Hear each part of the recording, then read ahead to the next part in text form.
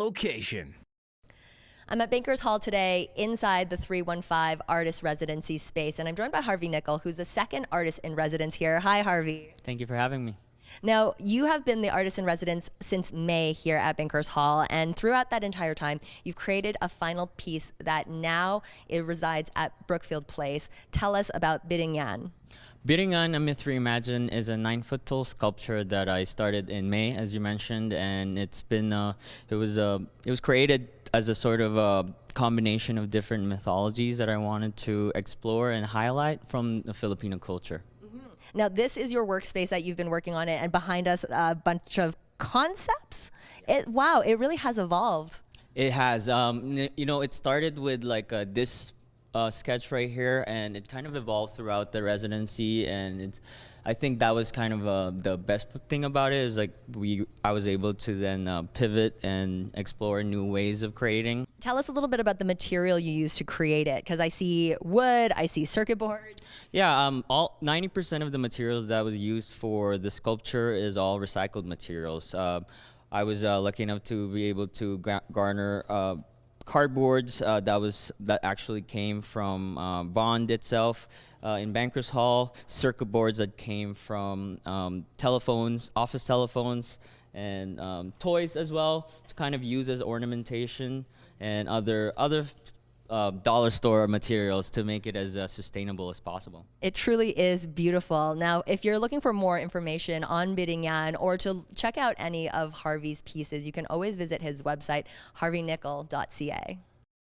I'm at Bankers Hall today, and we've been giving you a glimpse inside the 315 Artist in Residence space here at Bankers Hall. I'm joined now by Mona once again. Mona, Harvey's work is incredible, but this whole space, it's reimagining underutilized space. It is. We took a retail space and has made it a workshop for artists that are really looking for space, and our pilot project has been very successful for the first two artists.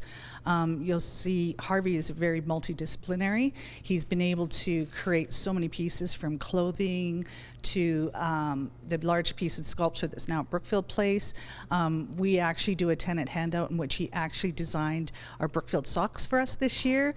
So it really allowed him to take his art and kind of put it into more of the commercial environment, and it's been a good learning process for him as well. And the tenants really love it. You have those tenant workshops where they learned how to make neon lights, neon signs? Neon signs, and we actually got a bit of a history on their language and learning their alphabet, and Filipino alphabet, and we had a lot of fun. That's incredible. Now, Harvey's final piece is now available at Brookfield Place. That's where you can see it, but it will be doing a bit of a tour. Yes, it's at Brookfield Place till March, and then it'll continue to our other properties, Suncor Energy Center, Fifth Avenue Place, and then it's going to come back to Bankers Hall in our tenant amenity space for the last part of his tour. Who is the second artist in residency here? Hi, Harvey. Thank you for having me.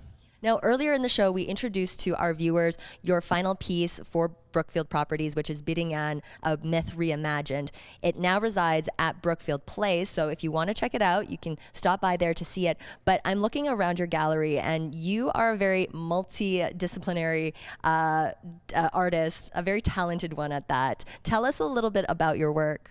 Thank you. A lot of my work is really inspired by my culture and trying to explore the intersection between the past and the future through the present. And so, as you can see, a lot of my work really explores mythologies and folklores and current social-political happenings. Yeah, and not just sculpture work. You dabble in painting, in neon signs, in fashion as well. Yeah, a lot of I'm actually more of my work is through mural work, and so it's kind of exploring a lot of different sides. You know, when I started, I was a graffiti artist, and through that, I was always put in a box as a graffiti artist, and so I wanted to get out of that and kind of break that barrier. And you really have. Just looking around here, your work is beautiful. Your fashion is wonderful. Where do you want to take this from here?